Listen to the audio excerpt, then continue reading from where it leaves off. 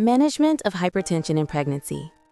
Hypertensive disorders of pregnancy constitute one of the major causes of maternal and perinatal morbidity and mortality worldwide. It has been estimated that preeclampsia complicates 2 to 8% of all pregnancies globally. What are the different types of hypertensive disorders of pregnancy, HDP, and what are the criteria for each? Preeclampsia. Elevated blood pressure and proteinuria. Elevated blood pressure defined as systolic blood pressure of 140 millimeters of mercury or more, or diastolic blood pressure of 90 millimeters of mercury or more, on 2 occasions at least 4 hours apart after 20 weeks of gestation in a woman with a previously normal blood pressure. Systolic blood pressure of 160 millimeters of mercury or more, diastolic blood pressure of 110 millimeters of mercury or more. Severe hypertension can be confirmed within a short interval, minutes, to facilitate timely antihypertensive therapy. Proteinuria. 300 milligrams or more per 24-hour urine collection, or this amount extrapolated from a timed collection, or protein-creatinine ratio of 0.3 milligrams per deciliter or more, or dipstick reading of 2+, used only if other quantitative methods not available.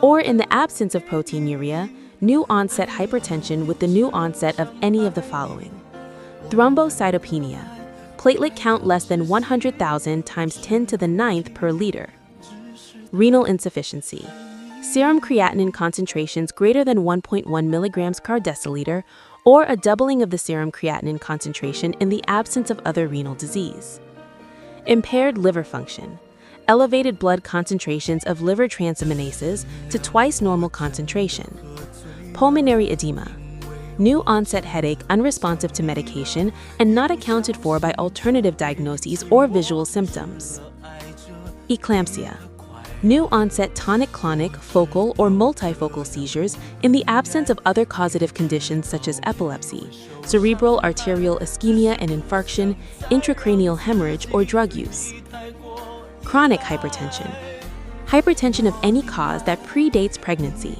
BP greater than 140 over 90 millimeters of mercury before pregnancy or before 20 weeks gestation, or both; chronic hypertension with superimposed preeclampsia, chronic hypertension in association with preeclampsia. Others define it as worsening baseline hypertension accompanied by new onset proteinuria or other findings supportive of preeclampsia. For patients with chronic hypertension, it can be difficult to differentiate worsening of the hypertension from superimposed preeclampsia. Conditions that may indicate superimposed preeclampsia that warrants a referral to a maternal fetal medicine specialist or perinatalist include the following: acute, severe, and persistent elevations in blood pressure, sudden increase in baseline hypertension, new onset proteinuria or sudden increase in proteinuria; gestational hypertension, systolic blood pressure 140 millimeters of mercury or more, or a diastolic blood pressure of 90 millimeters of mercury or more, or both, on 2 occasions at least 4 hours apart after 20 weeks of gestation in a woman with a previously normal blood pressure.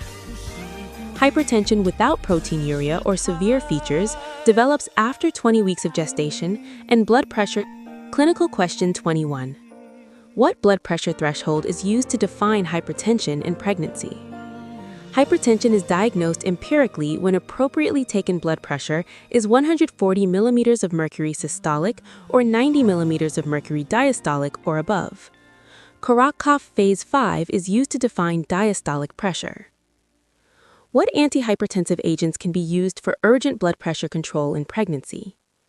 Acute onset severe hypertension, systolic BP of 160 millimeters of mercury or more, or diastolic BP of 110 millimeters of mercury or both, can occur in the antenatal, intrapartum, and postpartum period. It is accurately measured using standard techniques and is persistent for 15 minutes or more. The first line of treatment is intravenous hydralazine and labetalol. Intravenous nicardipine is also an option. Extended-release oral nifedipine also may be considered as a first-line therapy, particularly when IV access is not available. Use of these drugs does not require cardiac monitoring. When do we treat hypertension during pregnancy? Treatments of severe hypertension, blood pressure of greater than 160 over 100 millimeters of mercury is always recommended as it prevents serious maternal and fetal complications to set in. Initiating therapy in non-severe disease, however, is a subject of controversy.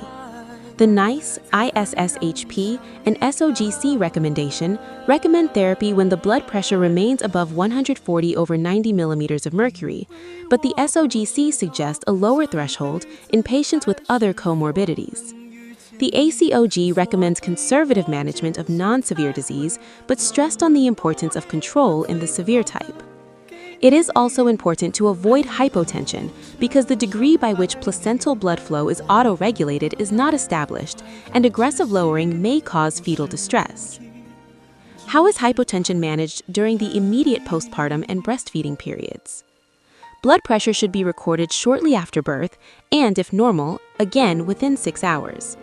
All women should have BP recorded and discharge deferred for at least 24 hours or until vital signs are normal or treated or referred. Any woman with an obstetrical complication or newborn with complications should stay in the hospital until both are stable. In-hospital stay for at least 24 hours. Check-up within 48 to 72 hours of the birth and again 7 to 14 days and at 6 weeks postpartum.